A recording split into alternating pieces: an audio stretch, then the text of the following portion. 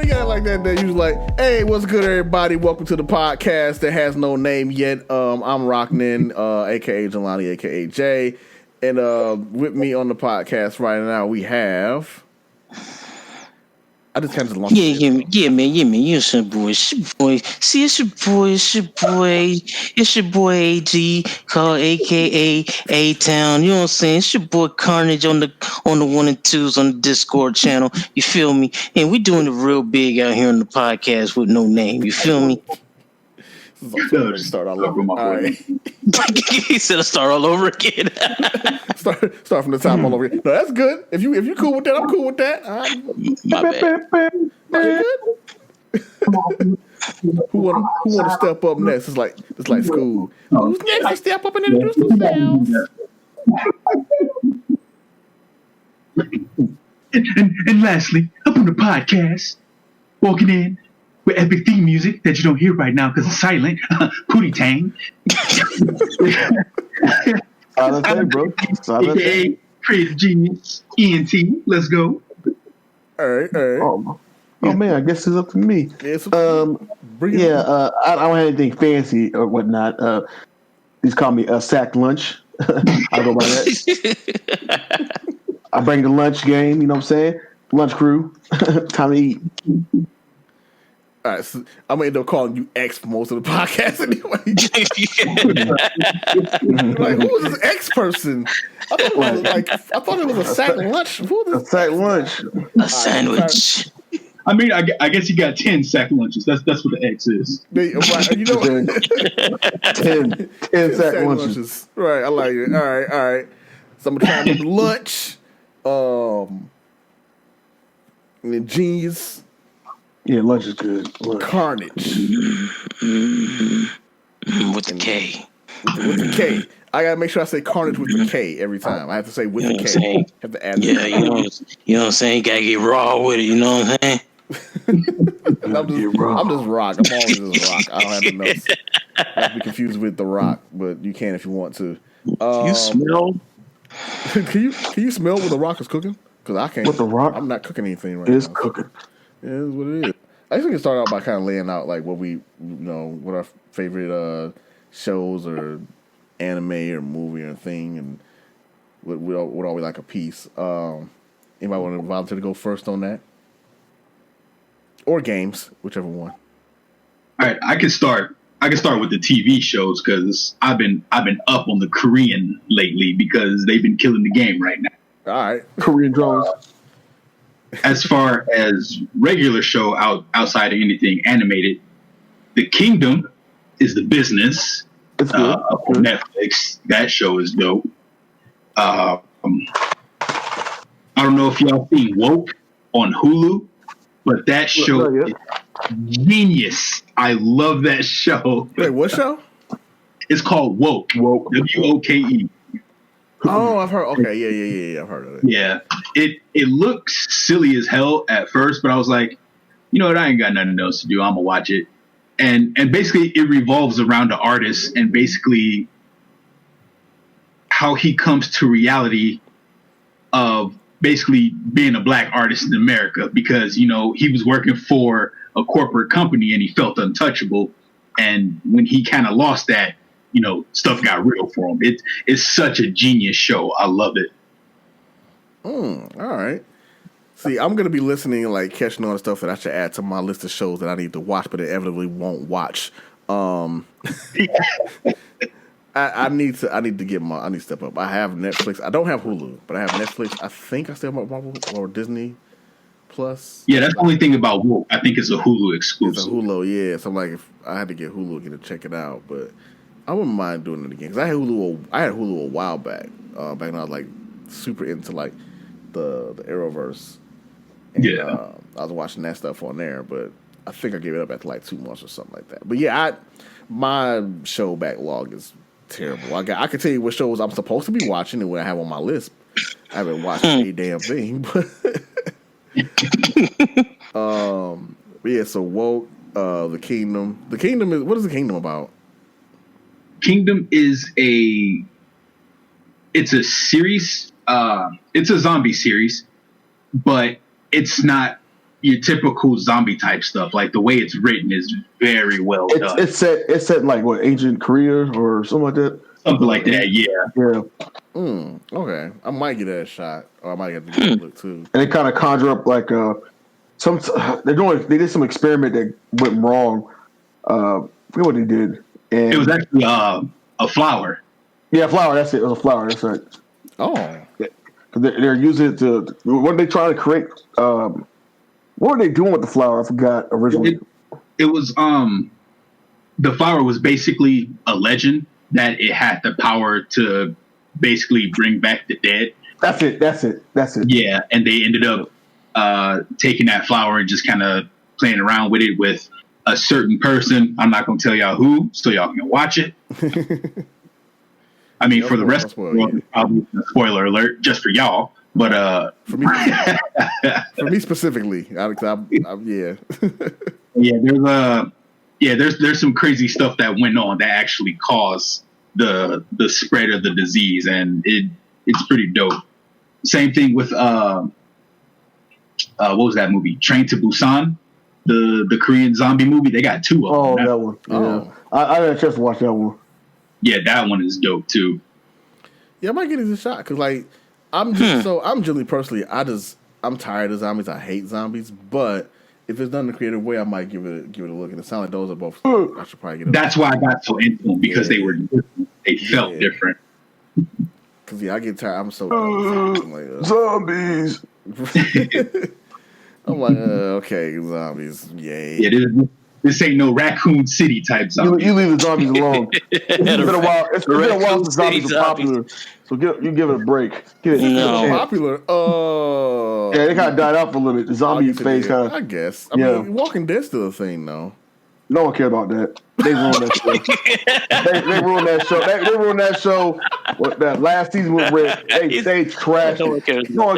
Their viewers went from like 8 million to 2. No one watching that junk. Wait, so hold up. I mean, I don't want to get too far because I know we got to go through everybody's recommendations, but wait, did it really fall off that bad? I thought it was. I was still doing pretty good. It's falling off towards the last 2 seasons. Last season before I left off, and that was the season with Rick at the end. Whatever. I'm not gonna spoil it, but for people who haven't watched it, but yeah, it was already falling off. They were losing tons because they kept changing the story, man. They kept changing stuff, and people were just like, "I'm done." You know what I'm saying? That show been on for like how many seasons now? Pretty long, like 10, a pretty long time. 10, yeah. And then I think so. Is the current season like the last season, or are they still kind of? They're still going. I think they're still pumping them out. Oh Jesus! It just fell on the backdrop, man. And they have their fear of the Walking Dead. They're still making. I was gonna say, I heard about that too, but I don't know how much. I don't understand how that's different than the mainline show. It's like an offshoot, like what's going on somewhere else. Oh, okay. So it's basically still the same thing, like it's something different. Okay, gotcha. Yeah, because there's a lot of crossover characters. Yeah. Mm-hmm. Okay. No, yeah, okay. So, Dre, do you have anything else you were watching or into or like following? That's like some of the newest stuff I've watched. On top of The Witch, not the horror movie. It's also a Korean film. Yeah, a lot of Korean film. Yeah, I feel like a Korean film. Okay, sounds like he done boycotted America. American films. You're not watching American but Hollywood lacking creativity. You know what? You're right about that.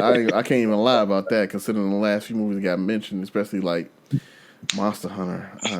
Yeah, but I think I didn't see that yet. It's not out yet, I don't think. No, it hasn't been released yet. I thought it was supposed to be released this month. I thought it was supposed to be in December. Well, it's not. Yeah, it probably is December. It's just not out yet. It doesn't matter. It doesn't matter. What were you saying, Trey? I didn't mean to cut you off. Sorry. No, I was saying I think The Witch is actually from like 2018, but Netflix just recently picked it up. Gotcha. And as far as cinema goes, dope. It's long, like it drags out a little bit, but in the end, it comes together so nice. All right. So, Witch. Okay. All right. So I gotta remember to add these to my. I should probably have a list typed up. That's what I should do. And that was the movie, so you can sit through that one. Okay. I have to remember these, yeah, because like I said, my Netflix queue is huge. There's a ton of stuff. When I get to my quote unquote my turn about Netflix later, you'll see what I mean. I probably should bring up my Netflix account now so I can just look and just stew on it. But anyway, who next? We want to talk about what they're watching, what they're following, what their favorite is. I personally don't have any favorites. I pretty much just when I get on Netflix or Hulu, if the splash screen, whatever looks interesting to me, I just click on it and I watch it. So I watch from anything from like All American to Dark to the 100, The Last Kingdom. You know, go to anime like The Great Pretenders is new. The Five Bloods.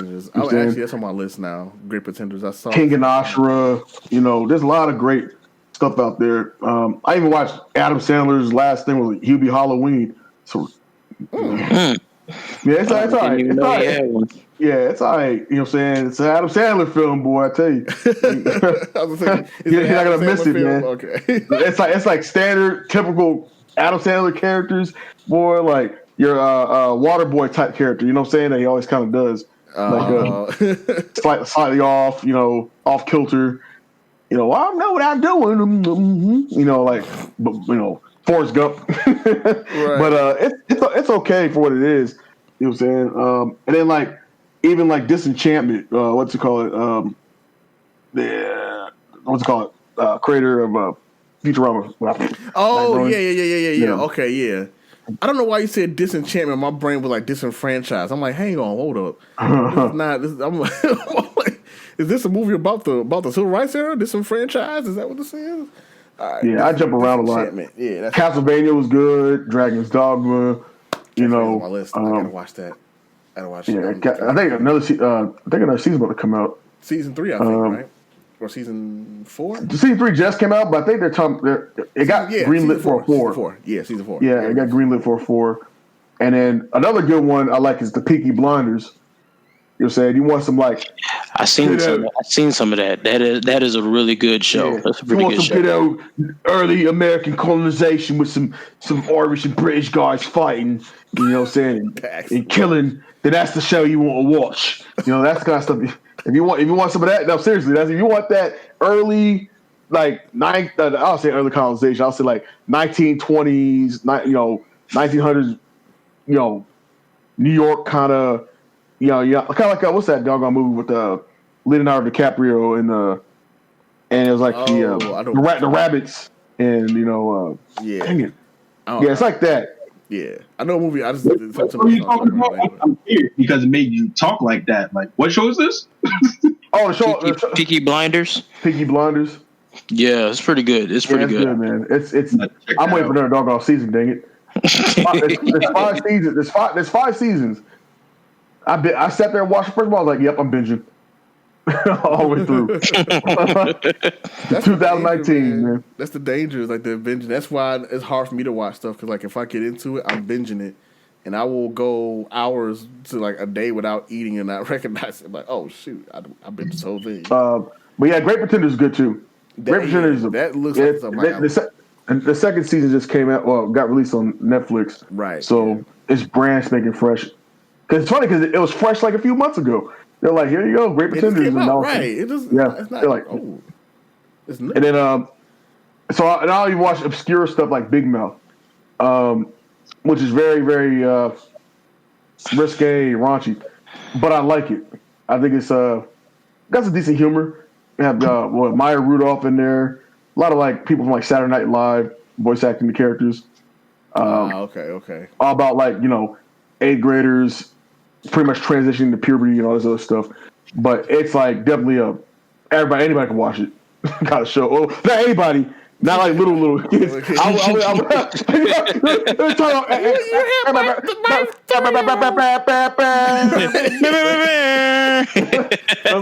say anybody. Watched it on your recommendation. I would not recommend anybody who is not a teenager for sure watching this show. It's not Yeah, high school. I can see it. I'm like, oh, Maya Rudolph's in it. All right, it's gonna happen. It's definitely gonna be. Yeah, it's going to. Yeah, you know what's coming with that. Yeah, Saturday Night Live humor. Oh yeah, for sure. Yeah. All right. And then I guess I'm last on the list. Yeah, well, I'm gonna save myself for very last because yeah, go ahead. well, I'm gonna tell y'all like this. I don't got nothing. Nah, I mean the last thing I did see, I did start watching. At that time, it's been some months now. Peaky Blinders, I was on that.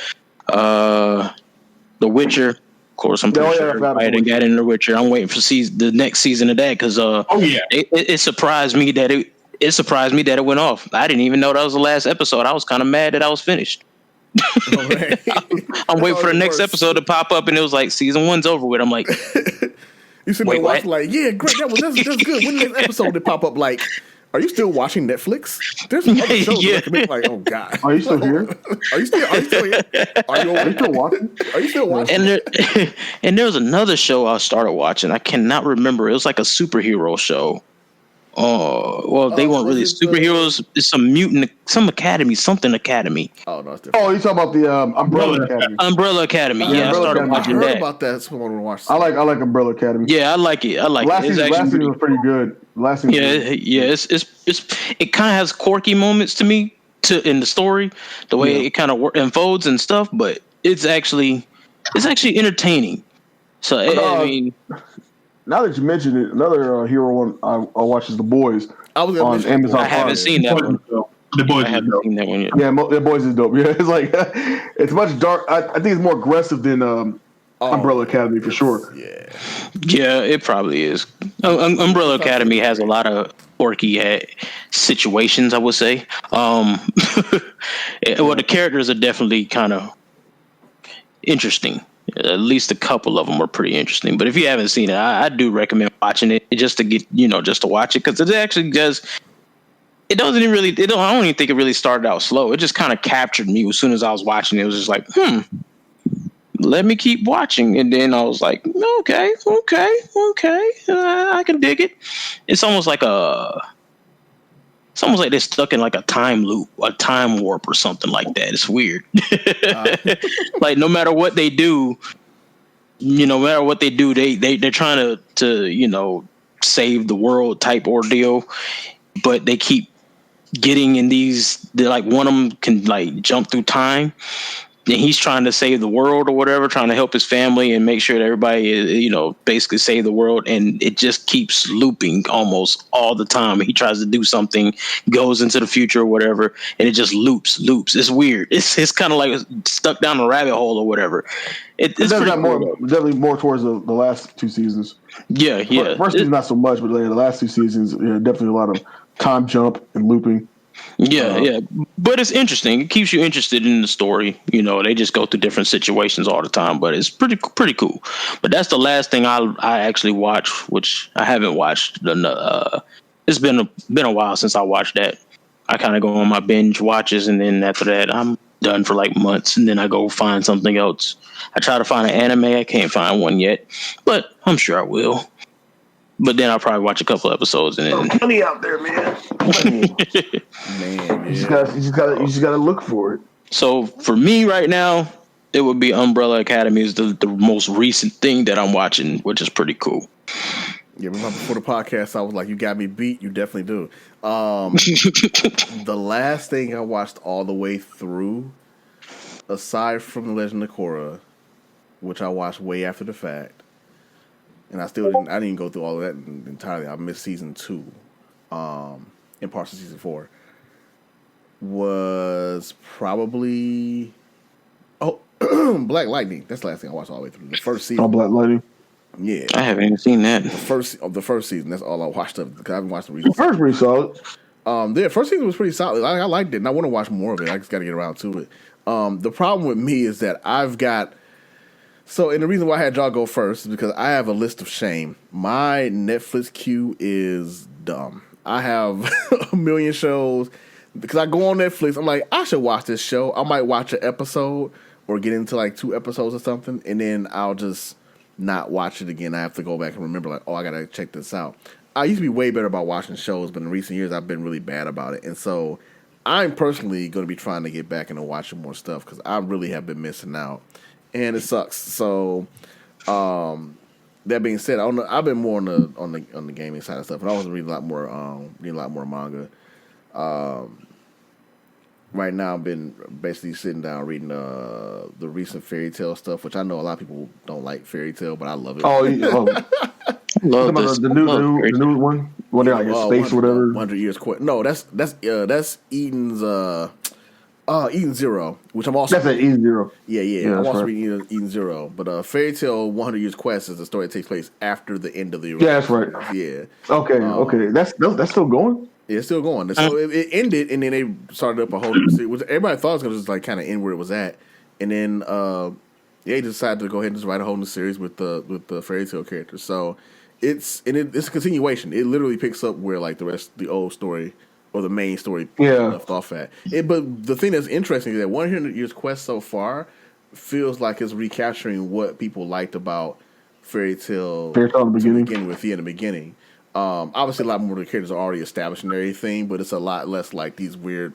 There's a lot less these weird battles where people are just.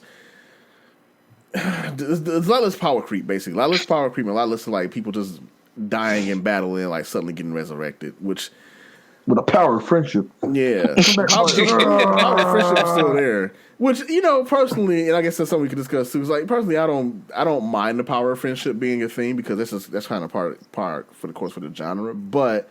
I think the problem with fairy tale was just that like even for somebody that does not like death in stories, fairy tale at the end, especially in that last war, was like they just got to a point where they would tease like every character dying, and then within like 2 issues that character's back, and it was like, all right, man, look, either shit or get off the pot. Like you really can't keep just fake killing characters because you start running your audience thin. And so for me, I was like reading, I'd be like.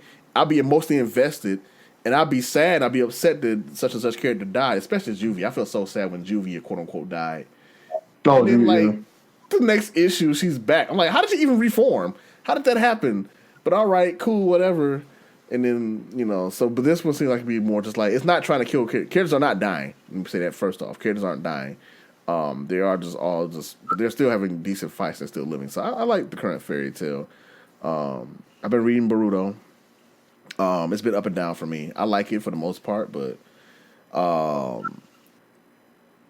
don't know. It doesn't have the same feel as the original, which I don't expect it to. And I don't expect a lot of like sequel stuff to have the same feel as the original, but I don't know. It's not grabbed me as much, but I'm interested to see where it goes. So I've been just following that pretty much. And the thing that sucks too is now because it's monthly rather than weekly. Yes, monthly. You get like. Some of them are like really good and you get a lot of progression, but then of course the problem with months is that the month that you don't get a lot of progression, you're just sitting there like, oh, it was a fight scene and I'm just waiting for the next part of the fight, which is where we are now. I'm just not a big fan of Boruto himself. I don't mind Kawaki, but I'm not a big fan. I'm not a big fan of Boruto. Certain characters I'm just not big fans of. So let me ask you this actually. With Boruto himself, what's your? Because I wonder if we had the same issue with him. What's your issue with Boruto himself? Oh, we talking about Boruto. Oh boy, he's he doing the Birdman, the hands wave like, yeah, you talking about Boruto? Here we go. No, it's like he's like that typical cringy crybaby spoiled brat character. And it's like not get why he's like that, but it's like I don't know. It's something about his overall feel about things and his opinion on things that just bothered me. Like I call it salad, but Sarada has more grounding to me. You know what I'm saying? Like goal wise, personality wise, but Boruto's is like wham. I don't have to like you, wham, cringy. I'm gonna go in the corner and cry, and it's like, I'm OP now. It's like.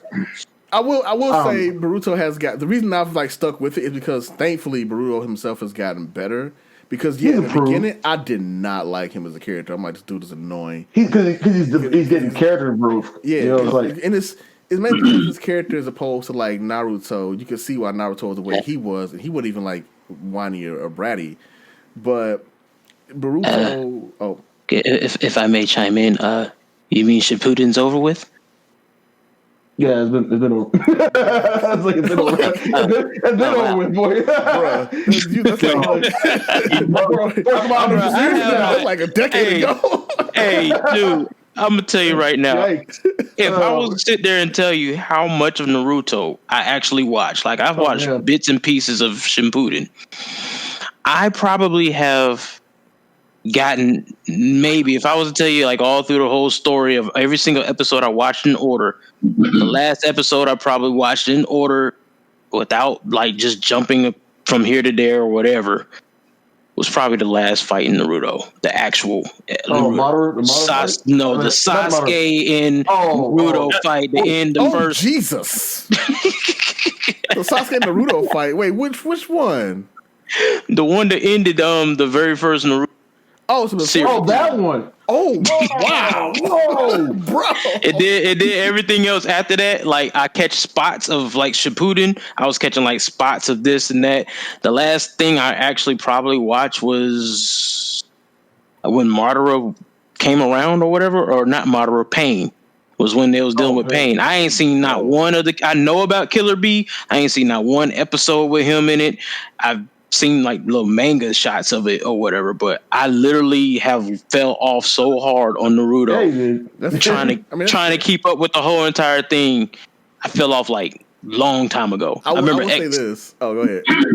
I was about to say I remember X had like all of them on this, when we was to stay in the apartments together out there when we was roommates, and I was binge watching them because X had all the anime or whatever. And I just stopped after a while. I stopped and went to something else, and then it's just like, well, there's that. The way you feel about that is how I feel about One Piece, because I was following One Piece for a while, but don't get me started on One Piece. I'll give that 3. No, I'll give that 5 out of 5 Italian hands. You know what I'm saying? I grew up dog on mustache and had a Chef Boyardee hat on right now.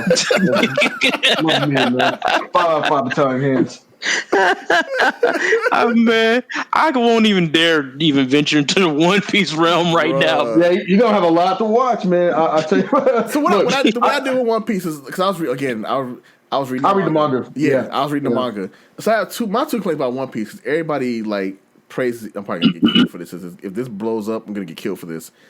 I do not like the way One Piece's panels are laid out because it is annoying to read. Yeah, this is everywhere. I'd be like, dude, I don't understand the sequence of events going on right now. But I do think One Piece is very good, and I get why it gets praised because of its character design and everything like that. But on the other side of it, I'm like, man, I was following what is his name?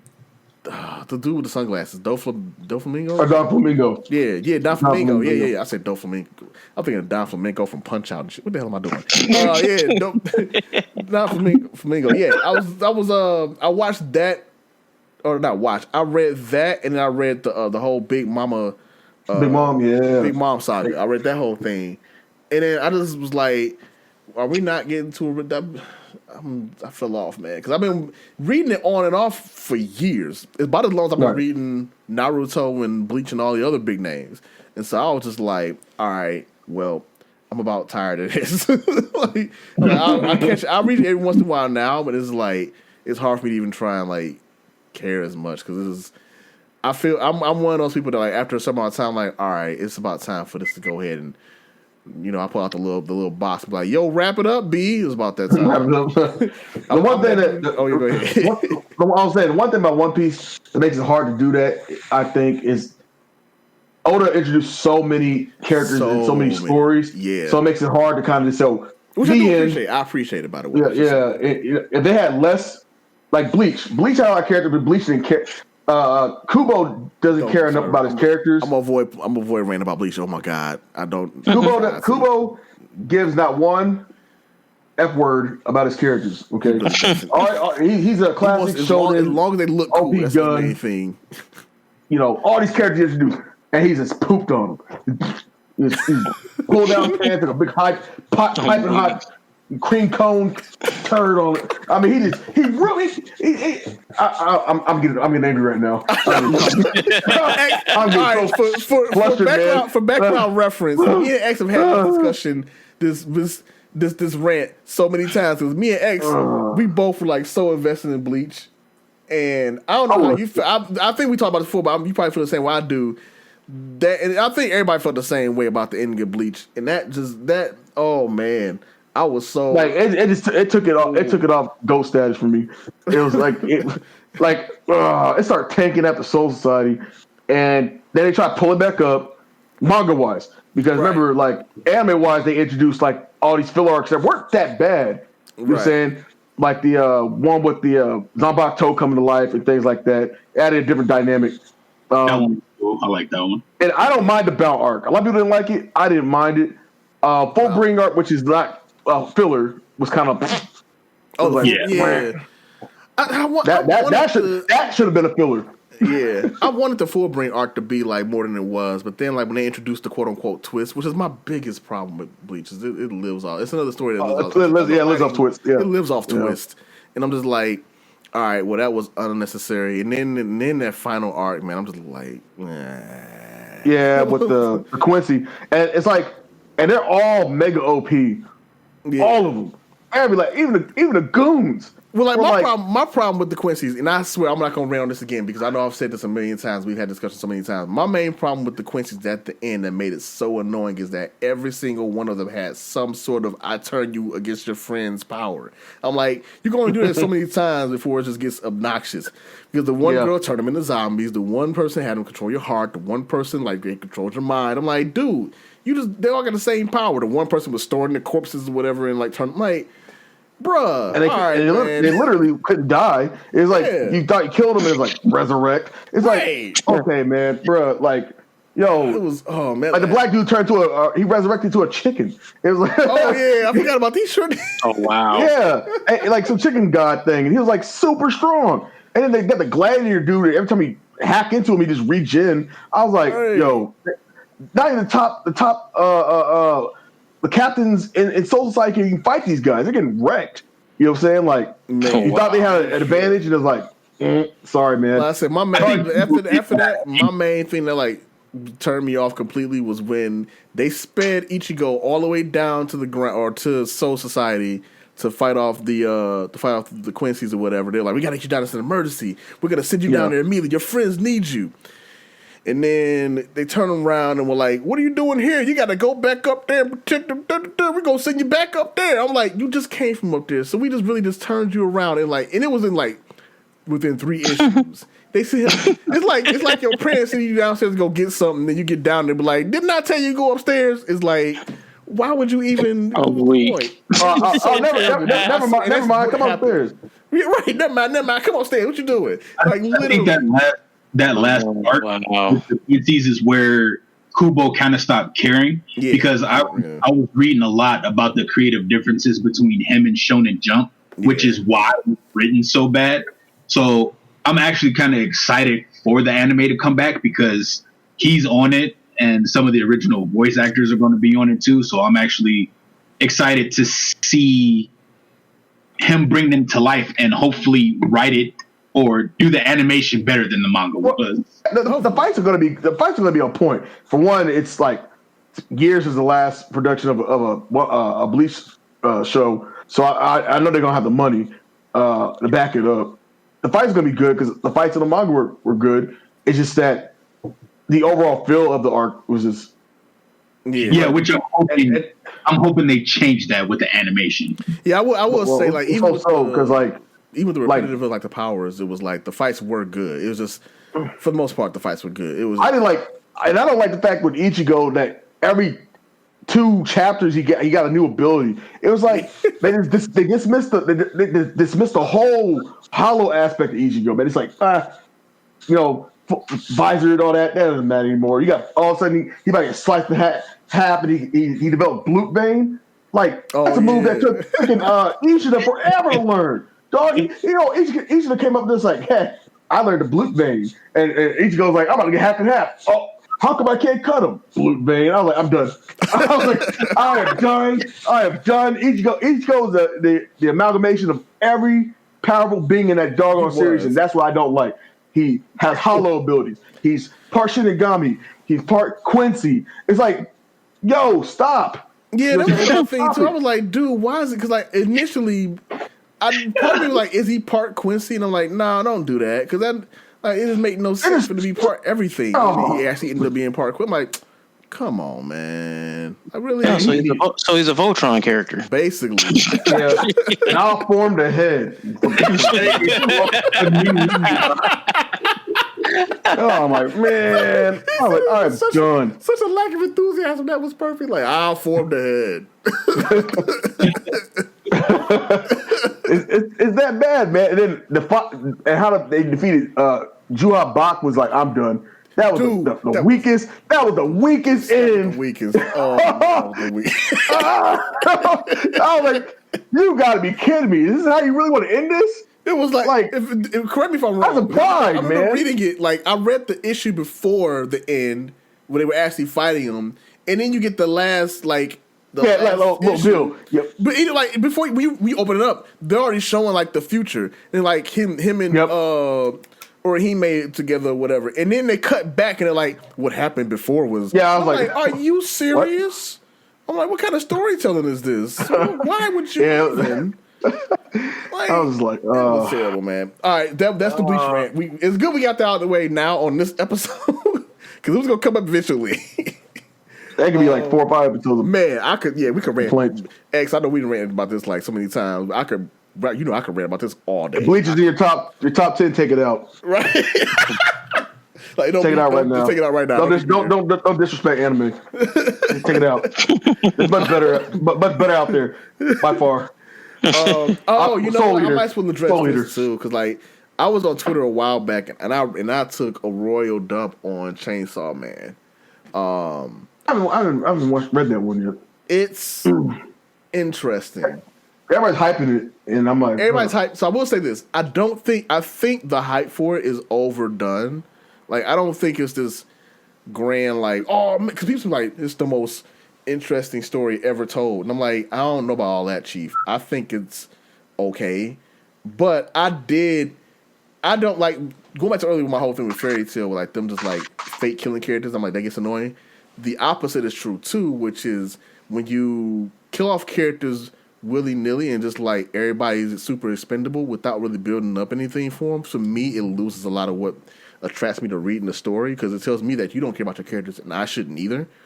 And so for me, when I was reading it, he was just killing characters left and right. And then he killed my favorite character, and that just hit me personally. He killed, I won't say who he killed in case somebody wants to read. He killed my favorite character. And I was like, I was pissed at that point because he'd already killed off so many characters. And I'm like, whatever, man. But I have to retract because I've been reading it now.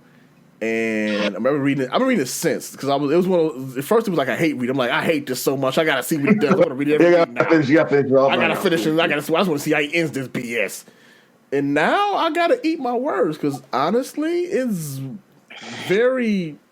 it's interesting in a weird way, but I'm no longer mad about it. And I think the reason I was upset was just that the biggest thing was the trigger was like it was a character that I really enjoyed, was my favorite character, and I'm like, damn it.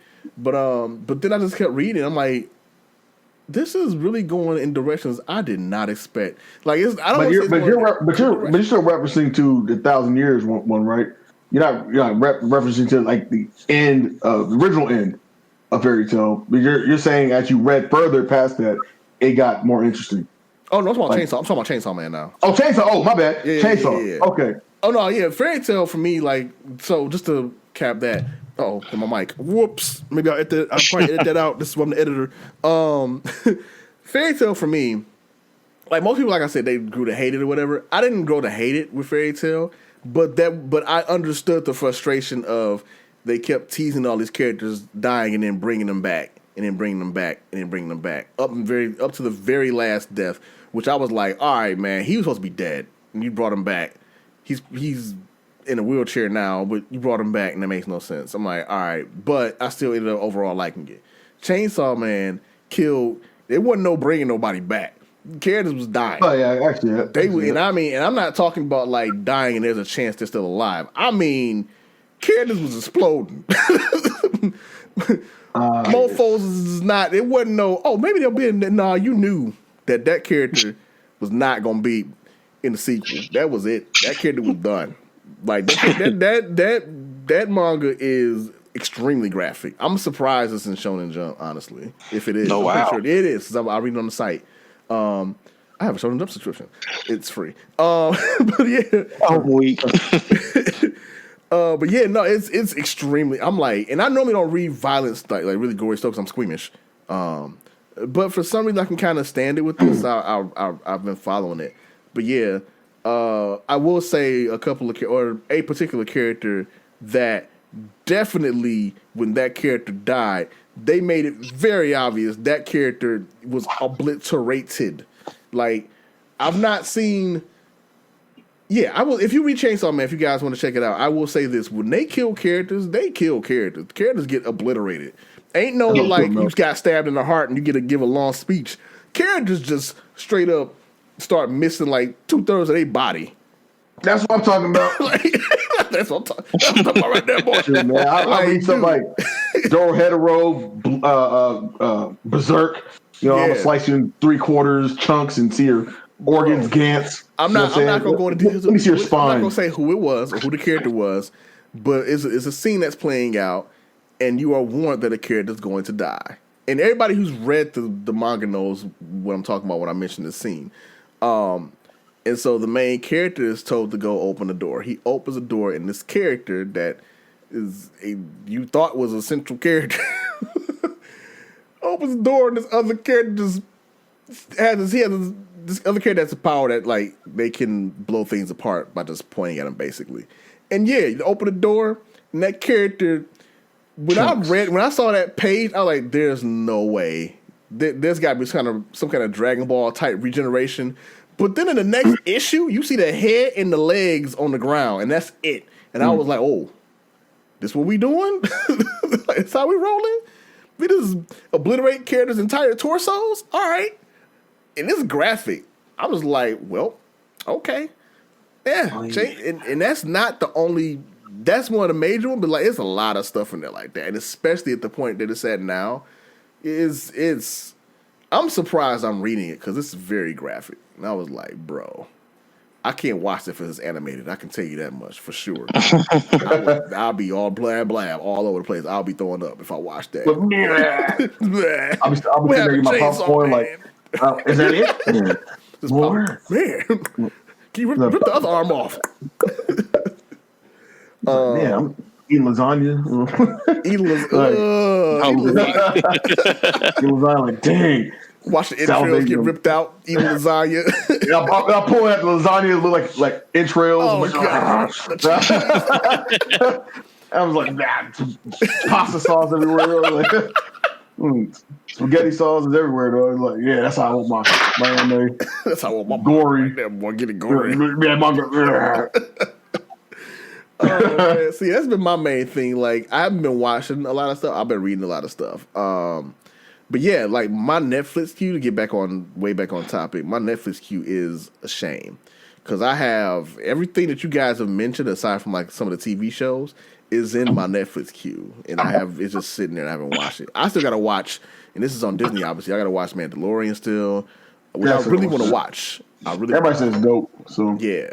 Mandalorian is cool, and I'm not even a Star Wars fan. Just as a show, it's pretty dope. That's why I hear, man. I'm a Star Wars fan. Question. There's a hesitation there. Well, okay, we heard the question. So look, his throat box quivered on that one. Like Star Wars fan. I did the Paul Bear on the Star. You're a Star Wars fan. I don't know. Undertaker. I'm Star Wars Taker. No, but because there's levels to it. So I'm a Star Wars fan, but I'm not like a super fan. I'm not like. Well, in the first episode, if you look at the lightsaber from the left side, I'm not that guy. It's in my wife Camille. Using a 40 quartz mega crystal from the Tartarian galaxy, but no, I'm good, man. Now, to be fair, because I sound like I'm making fun of nerds, I'm not, because I am a nerd. I'm just not a nerd about Star Wars. But if you ask me about Slayers, I can definitely tell you how Slayer's magic system works inside out. I'm a nerd. I'll still make them nerds. I will talk to you all day about how intricate Slayer's is. Like the reason that Lena can no longer use Gov Flare because she killed Gov and he was the one she summoned power from. I can do that. I just can't do that with Star Wars. Star Wars, I'm a fan, but it's a little bit more casual than that. So yeah, it's casual. Yeah. So that being said, Mandalorian, it does interest me a lot, and it's just like it's a cool show. And my favorite character from the Star Wars universe just showed up, so I gotta watch because my girl's in there now, so I'm checking that out. For the anime series, yeah. I love Clone Wars. Clone Wars is my joint. The anime series is what to me makes Star Wars, man. Like the movies, okay, they're cool, but that anime series, Clone Wars is all really of them. good. And it's funny because like when I first started watching Clone Wars, I thought it was okay. But the more I watched it, like once it gets further in, once it gets further in, it really does get good.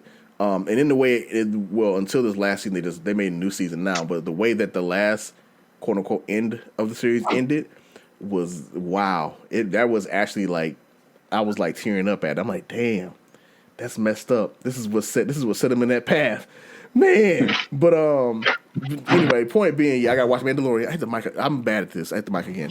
Mandalorian. Man, so many shows I got on my list, dude. I gotta watch. I probably my list. I got a ton of shows on Netflix. At least like 40 shows, but a mix of anime, a mix of like TV shows, a mix of like movies. Just a ton of stuff I gotta watch through. And I think what I'm gonna do now, and I keep saying this, but I think from this week on, I'm gonna try and spend some time every day of a week, like maybe an hour and a half, watching something to try and clear away my backlog, and just to get like some new shows in my blood, because I need to get some more stuff out in my repertoire that I'm reading and understanding as somebody that writes. That's my excuse. So yeah, there's a lot of catching up, but I do read a lot of manga. I read a lot of romance stuff too, so there's that. But romance, slice of life. Romance, slice of life, slice of life is my junk. That's my joint. So, yeah. I think that's Fabio books. Okay. Fabio. No, he reading them Toshiro. Oh, so yes, that's pretty much. I went through all the stuff, I think. But yeah, I guess the only thing we can talk about now, like we haven't touched on games yet. So,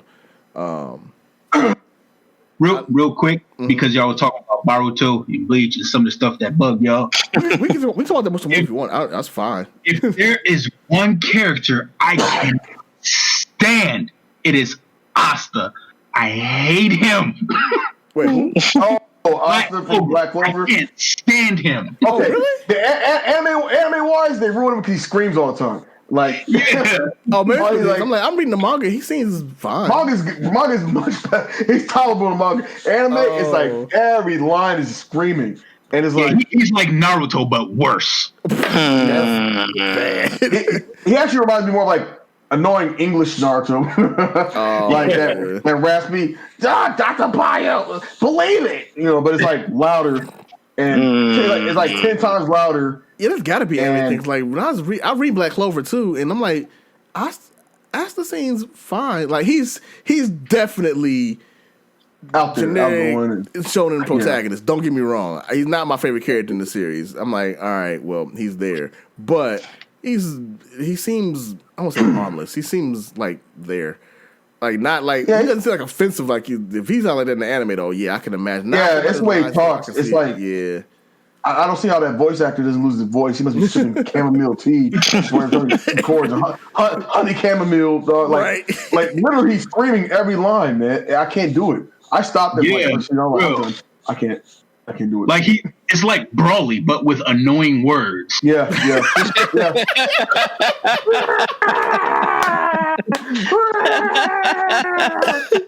He said with annoying words.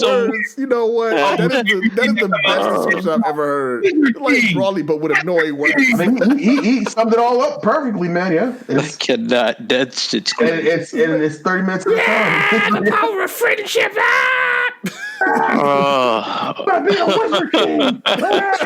Oh my gosh. That's funny. My anti-magic Miyaka. He has the standard new trope of I don't have powers, but I have a power that stops powers. Yeah, that's been a common thing lately, hasn't it? Kind of like what's it called? Scientific railgun. A certain scientific railgun. It's also called something else. Oh, you're talking about Index. You're talking about Index. Yeah, Index, magical Index, and it's scientific railgun. Yeah, because I'm about to say, scientific railgun is the exact opposite of that. Everybody got powers in there aside from. Yeah, everybody got powers in that one. But I was just relating the series. No, yeah. By the way, since you brought that up, scientific railgun is pretty damn good. I just want to mention that. I gotta watch the last one. I haven't seen the last one yet. I gotta watch the recent series. What is this anime y'all speaking of? So Index. Oh God. I told you about my anime game is way behind manga. I don't even know it. It's not about you being behind. It's that Index is similar to how Slayer. Well, yeah, similar how Slayers is in the sense that there's these different aspects that all come together. It's 3 or 4 different series now. So you got Index, you got a certain magical Index, you got a certain scientific railgun, and then you got I forget what it's called, but it's something accelerator. Accelerator. You're right. Yeah. And each one deals with a main character that it all takes place in this one city. I forget the name of the same universe. Yeah, same city. The same city. Yeah, it all takes place in the same city, and each one of those stories represents a different side. Basically, the city is the timeline of this place or whatever is like the city that deals with magic incidences, and so you have stuff like demons, like psychics and stuff. They all abilities, and so each part of the city, like there's one part that's purely science. So they do that's where railgun comes away because everybody has like these abilities, but they're all like based on science or based on like factual stuff or whatever. Obviously, physics and all physics and all that kind of stuff. And then you have Index, which is the side that deals with stuff on a magical level. So like people that have like magical abilities, spellcasters, wizards, that kind of stuff. And then Accelerator, which deals with an asshole, because Accelerator, he is crazy, and I don't understand how he's the main character in that series. Because Accelerator was the villain of both other. He was the villain. Ones. And then he kind of came around in Index. Yeah, he came around in Index. He came around in Railgun. The first season he didn't come around, but I think in the second season he's like become more like iffy. But what he did to one of the Masaka clones in the beginning of. Oh yeah. When I saw, I was like, bro, that is not. You cannot make that a main character in any series. You just can't. That dude is irredeemable. He destroyed that clone. And I was like, dude, he obliterated her, man. And normally, obviously, and it's a clone. So you would think like it doesn't matter because of what we talked about, but this clone was actually a good friend of the main character of Railgun because it's a clone of her. Wow. And so he killed the clone like. He killed her like in this really extravagant way just to provoke her, basically. That's right. Yep. And I was like, how? But he's the main character of his own series. But in his series, he actually does become. Somehow they redeem him. They redeem him. I haven't watched Accelerator. I just seen clips of it. And I've like read up on it, and so he's somehow redeemed. And I can kind of see it because they kind of give him they give him characters to actually care about that kind of deal or whatever. So he kind of has a jacked up kind of background a little bit anyway. Yeah, he does. So he's one of those type of characters that only doing what he did because it's past and stuff like that. Exactly. But I will say, if you like a character that is, if you want to watch and research a character that is a complete a-hole but is supposedly quote unquote good, like Accelerator. Oh man, if I could just link scene, I might just send you some scenes right now. It's this one scene, man, where this like dude was like he had a gun drawn on him, man, and he just he's Vegeta. He's Vegeta. Oh, okay. He's like the starter of that kind of like character type.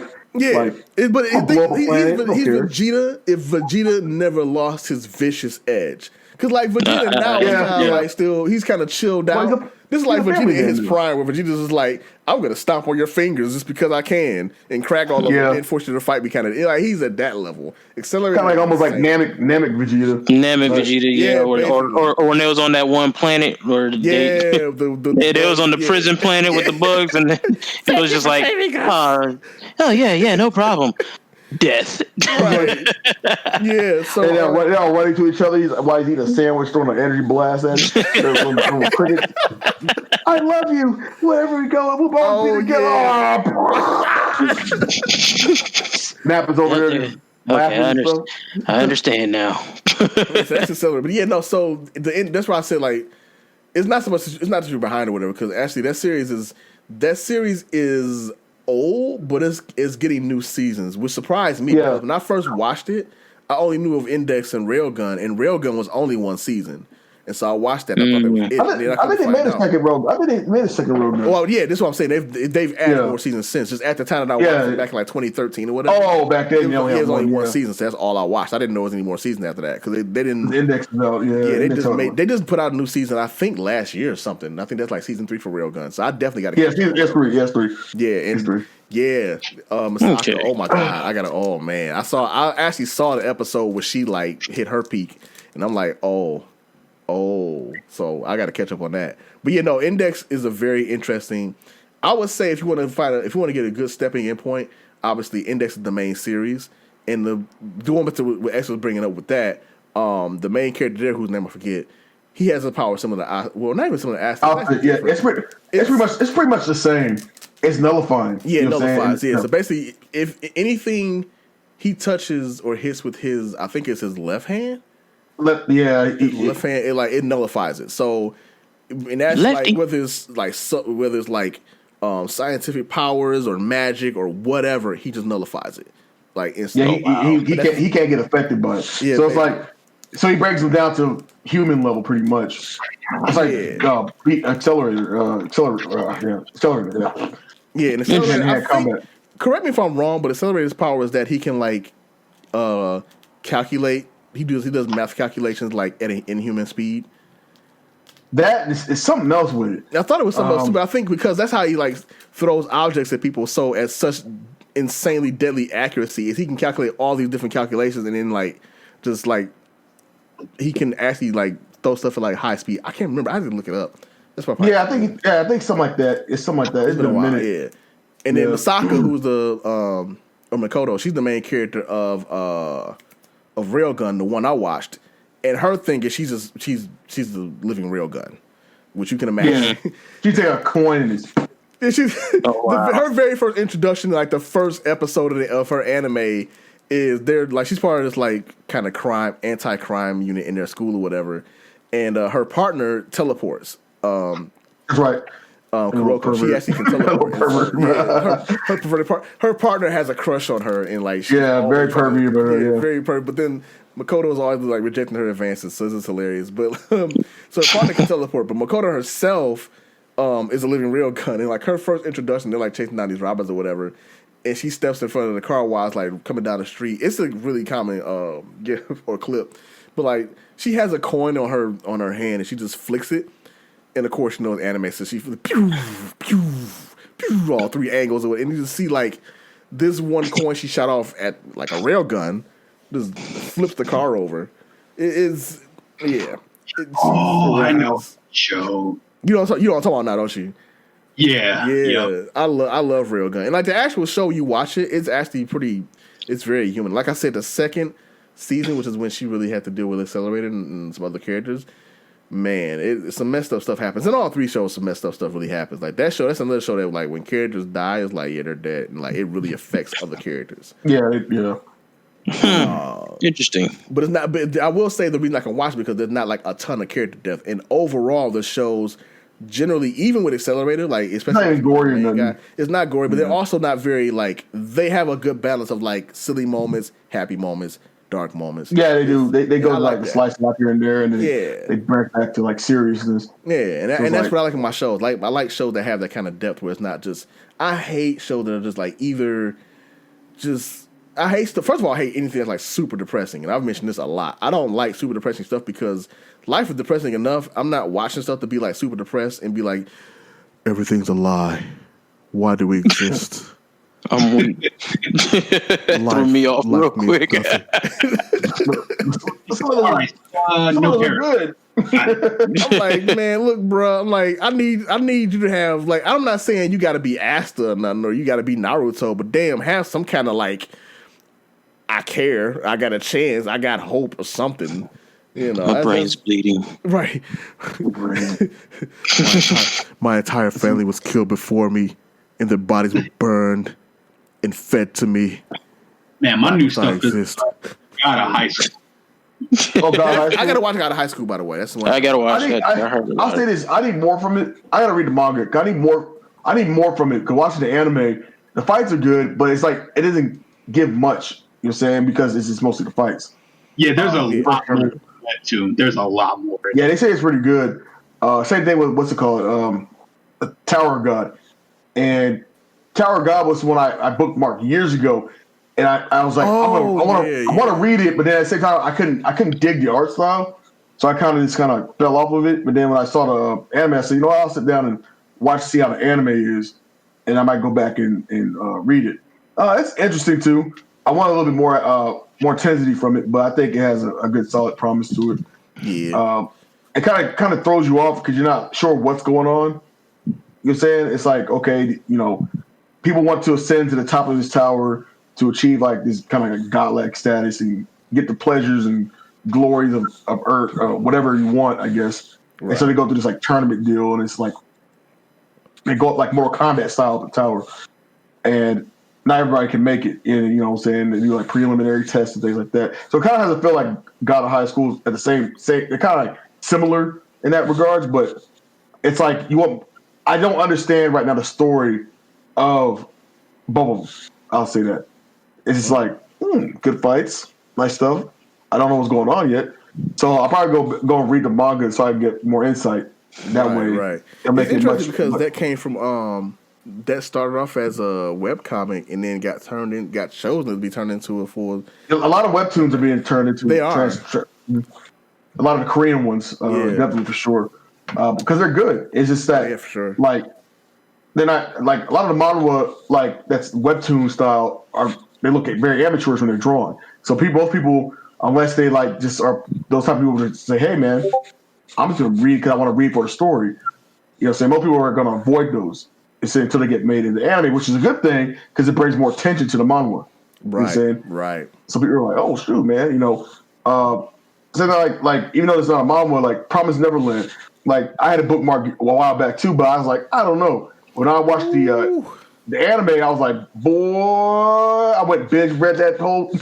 Boy, I went back and like, man, I read Neverland from the day it started, and I just knew that I was in for a good story. Oh man, that delivered on so many levels. I was sad. 5 out of 5 Italian hands, man. Hell yeah. Italian.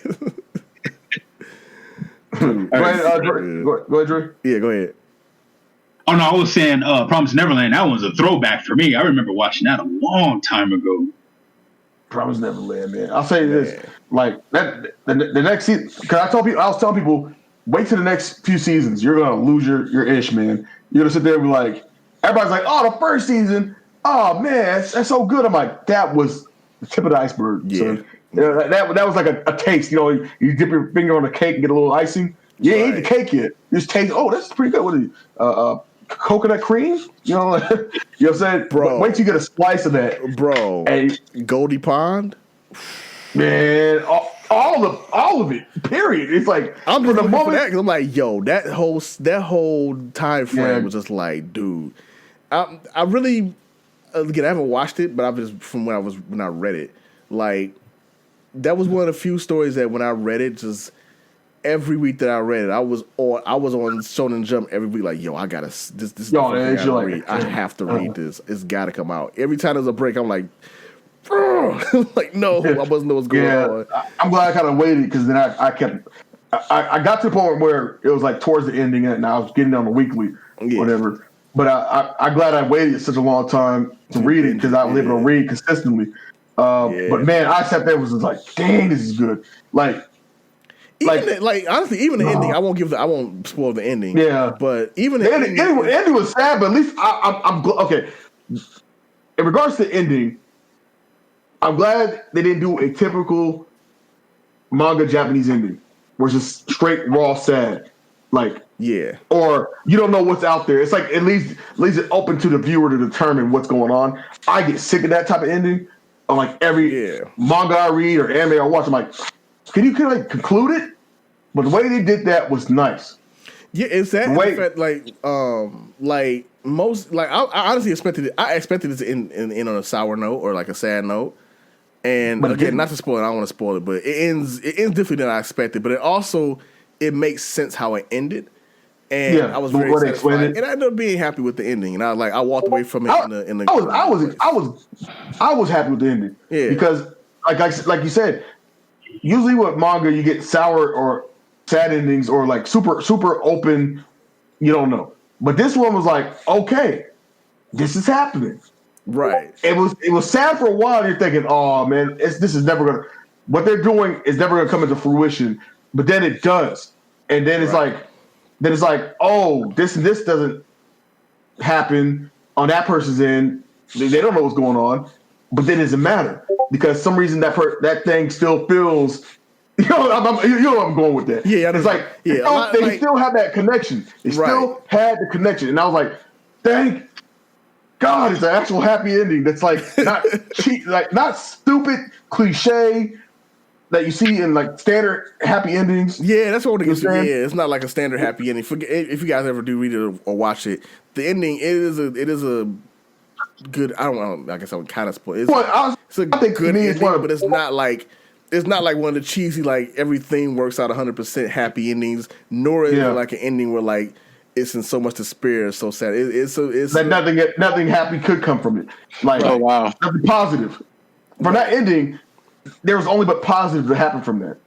Right. Which is totally different. And Promised Neverland is one of the best written mangas. Period. Point blank period. It really was. It's like really solid. So I highly recommend it. It's really good. A lot of chapters. If you want to watch it animated, then watch it animated especially. It was really good. I highly recommend that. It was I could read it again and be satisfied. Yeah, I'd be satisfied with it, yeah. And like it's one of the, like a lot of the points it's well written, man. Yeah. Like, because my worry was when they got through the first chapter, when they got, like, outside of that place, it was like, okay, they're outside of these confines. How is this world going to expand and build and make sense now? And it did. And I was like, okay. They worked it out, man. They made you believe that some 10, 11-year-old kids can do some fish, man. Right, right. Oh, wow. It takes little 7-year-olds and 5-year-olds and make it work out. And they, you know what I'm saying? It's like, And they grow, and they grow, yeah. Yeah, I was like, man, okay. Man, Norman got that huge growth spurt, right? He was like, he came back up. He was like, 6'5'11", so big. I was like, wow. What the heck? Because Norman is the weakest one. Well, don't talk too much about that because he's gonna start. I'll say it because that's still part of first arc, you know what I'm saying? So let's stop there. Let's stop there. Because if you go any further, that is going to spoil some stuff. No, I'm not spoiled. It's saying, you know. It's not major spoilage. It's just telling you that their character type. I was just saying. Can you recognize Game Granddad? And you looking really unfamiliar right now. But yeah. Yeah, I don't want to go too much because the more you talk about Norman, the more it's like, technically it's... No, don't let us spoil it. You continue with it. I was going to stop right there to tell him how his personality is. That's it. That's not spoiling. All right. All right, fair enough. All right, yeah, so there you go. How do we get on that? I don't even know. One thing leads to another. That's how it goes with it, right? In a world where one thing leads to another. Conversations are infinite. Man, endless continuum. I guess what I was gonna say. Yeah, as far as me, the other thing I've been doing personally since I haven't been on that is I have been on games, but even with games, I'm very stuck on certain ones. My game backlog is worse than my Netflix backlog. So my game backlog is... Man, don't even start on the game backlog, dog. That said, I've been playing a lot of Pokemon Sword and Shield DLC. I play Monster Hunter Generations Ultimate weekly. You can check it out on my Twitch channel on twitch.tv/Roknindo every Wednesday at about 8:00 p.m. Mountain Standard Time. Shameless plug. We don't endorse that plug. Shameless plug. He's like, let's take a break. Commercial break. He's like, oh look, what's this? This is my stream that's up right now. Oh, what is this? Let's take a look at it. You want to go to twitch.tv/Roknindo? Okay, nah. But no, yeah, I've played Monster Hunter a lot. And then I I was playing Street Fighter V. I am kind of still playing it. I play here and there, but I've retired from competitive play. So I seen that was on your. I seen that was on your Twitter. Was a fighter never retired? I mix them up. You're not retired. You're an old boy. So Baki said Dopo said in Baki, you're an old boy. You'll never leave the game. Oh, so I'm gonna say, like as Rocky said in the latest Rocky movie. I understand. So you tell me to get back. You tell me to get back into the ring. Okay, keep fighting, huh? Got you. Even if I lose, I keep going. Right? No retiring. That's not what I'm saying. I played so much Tekken 6. I played so much of that game in my veins. Like, yeah, I remember you and Jermaine were going back and forth on Tekken 6. Oh my god. He was talking so much shit. I was like, damn, y'all just I was talking mad trash. I still do. I was about to say that doesn't go away with Mr. Creative Genius over there. Right. No, that's see, I was gonna say, like, to clarify, like, I do still play fighting games, but my time on them and my concentration with them, my frustration, it's also there, is greatly reduced right now. So like I do still play, but like I had to cut back, man, because it's just like fighting games. And people always say like, "What's good to play Street Fighter V?" I'm like, no, I just played other fighting games a couple weeks ago with friends, and I was still getting the same frustration. It's not. It's just fighting games. It's competitive gaming in general. Just it's not been a good deal for me. So for me to cut back on stress, I've been cutting down on playing it. On playing them as much. That said, I do play on random occasion just to kind of see if I still got the feel for it. And I like doing execution stuff, so I go on training mode, stuff like that. And then obviously my main thing is if friends want to play or invite me to play, that I will play. Like that's perfectly fine. I will do that. But that's about it. Because Sam Show. Was that? Sam Show. When we played Sam Show, that was fun. Oh, Sam Show was, man. I would be playing Samurai Showdown now if the online wasn't such booty trash. Cause no, I'm talking about that day was me, you, Jay, and Don. In person. Oh, 100%. We could play it. I'll play it all day because before the pandemic, when I would go to my local, I'll play Samurai Showdown, and it's one of the games I play. I love it. Yeah, you were doing that. Yeah, she's posting it. Man. Yeah, it's just fucking. How good is the Samurai Showdown? So bad. Oh, Samurai Showdown is very fun. It's good. It's a classic Samurai Showdown. Well, I mean, I already know classic is great, but it's just like that. So here's the thing with Samurai Showdown. It's different from other fighters because there are combos, but your combos are literally like Street Fighter basics. 3 hits. Like three hits and that's it? The old school Street Fighter? Yeah, but here's the catch, though. The thing is, everything does damage in that. There is very little in that game that does like small damage. If you get hit like Samurai Showdown. Fierce, if you get hit with like a heavy slash, half your health is gone, boys. Like and I think like any one thing like just half your health was gone, but the game itself just emphasizes it. Because like you get hit with a heavy slash, motherfucker, the screen freeze, slow motion, blood fly everywhere. You get the little hit effects and shit. The announcer in the background wave a flag and just like, man, that game like, bro, you got hit by a heavy slash. You be like, God damn, like that, please. And don't get hit with a super, dude. If you get hit with a full super, not a weapon suit, not a weapon suit, a level 3 super, that do 80%. Yeah, like, pretty much dead. You're dead. Like if you get with level 3, like if you Street Fighter V known for having high damage, right? Like that's one of the big things. Like it's high damage, which it has decently high damage, and it's not so much that the game has high damage, much it is heavily skewed towards offense. So it's very offense heavy, but it's really offense heavy. So yeah, if you miss a DP in there, what happens? You get, you may get a jump in combo. You probably get crush counter and get blown up. And then you lose like 300, 400. Get punished. Super. You get punished hard, right? Look, have your DP blocked in Samurai Showdown. or whiff. Bruh. If they got the level 3 super and you whiff a DP, you might as well just go ahead and put the controller down. Put the controller down. Yep. Put it down, man. It's gonna be this long ass super animation, and when they get finished, you gonna see this big ass red bar where your life used to be. You might have a jab left. Bro, it is brutal. You gonna see like old No Limit Mystical in the background, like, oh.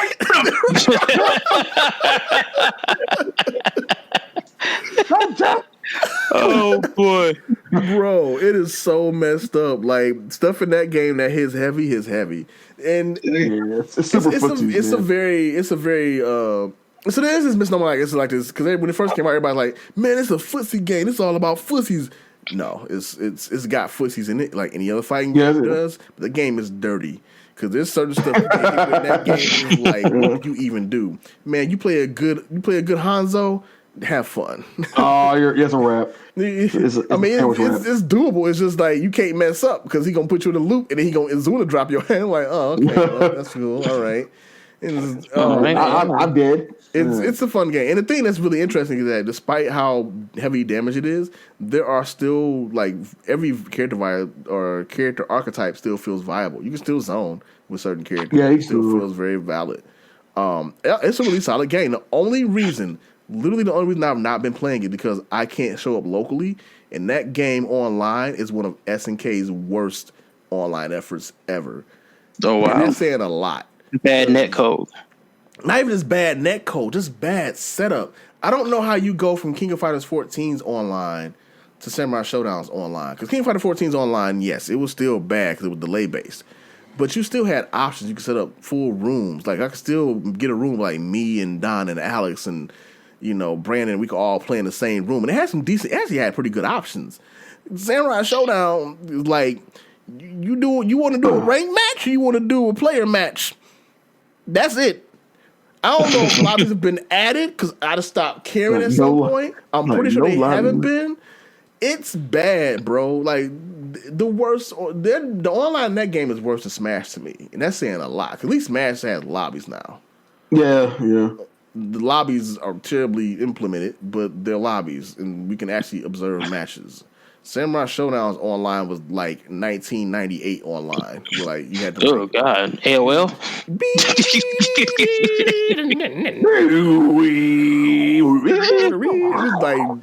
You got mail, bro. This is the worst. And I was trying hard to play it, man. And that's not even talking about how it actually plays because in a game like that, where every little bit of damage matters or every hit matters, if you walk into a Fierce by accident because of input lag or whatever the case may be. Lost the match. You can't block this mix-up that I would do stuff. I would go into matches, especially against. Oh, I hated playing Yoshitora because he had some really annoying stuff. But like offline, I could block his stuff. But I would go online, and it was damn near impossible.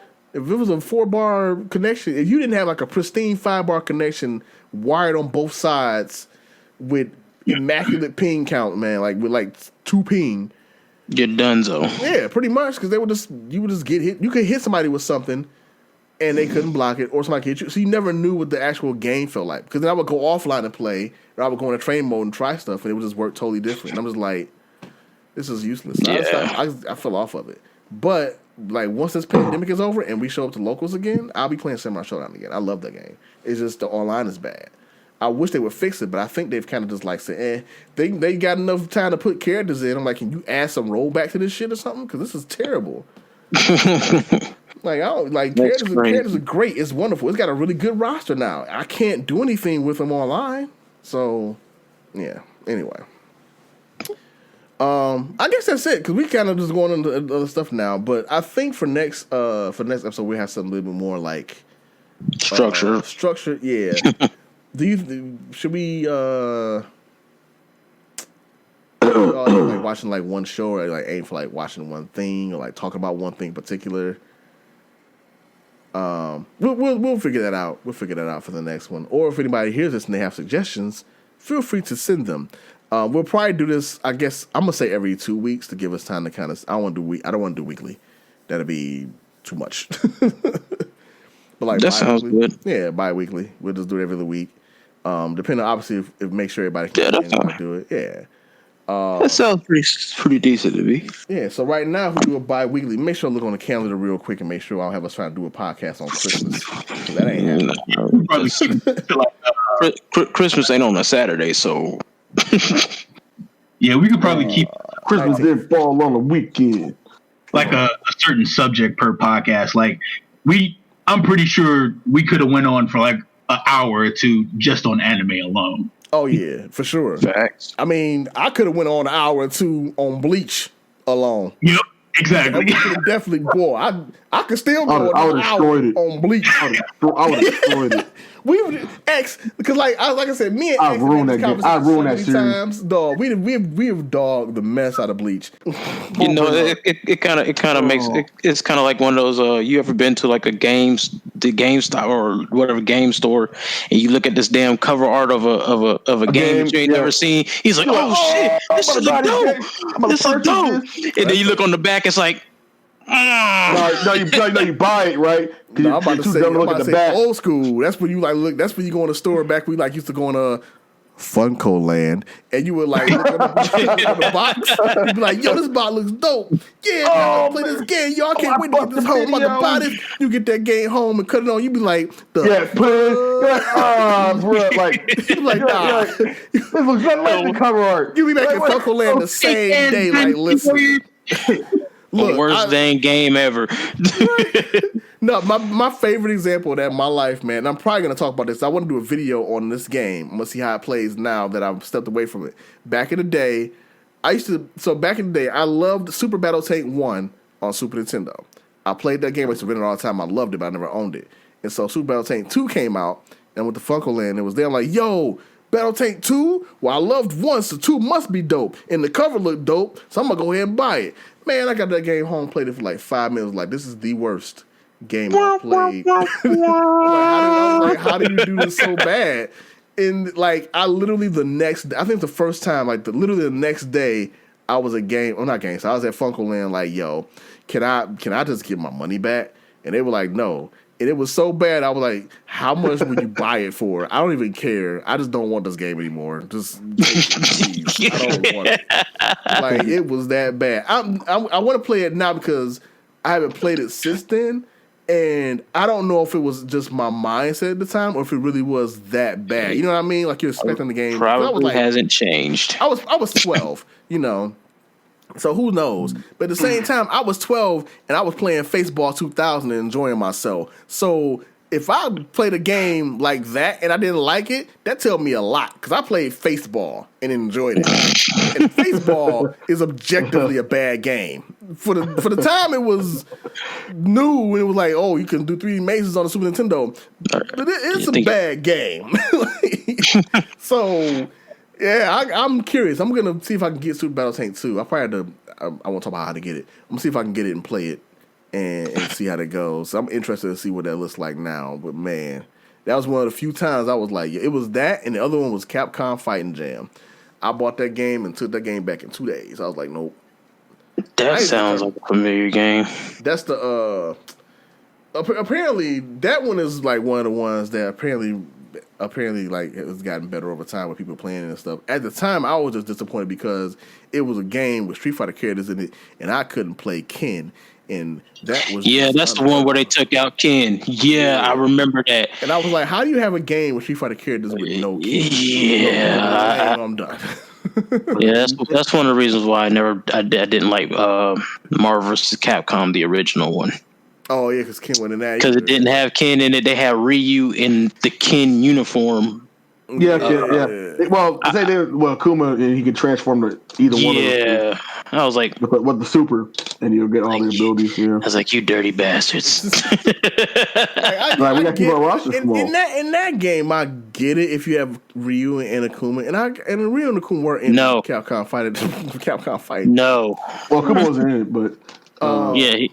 Yeah, No. Ryu could turn it any one of those two. Oh, right. It was almost. Yeah, it was like a. Yeah, it was like a. It was a super. It was like a. I think it was like a super where he changes. Costume or whatever, and then he gets their move sets. Of course, they all got the same move sets technically, but you could tell the difference between. Of course, he gets a little faster with Ken, and he gets the flame stuff. He gets the flame stuff, and then I hated that they did that. That's so weird of a choice. Might just put it in the game. But that roster was small, so it might have been like a memory thing. They could have.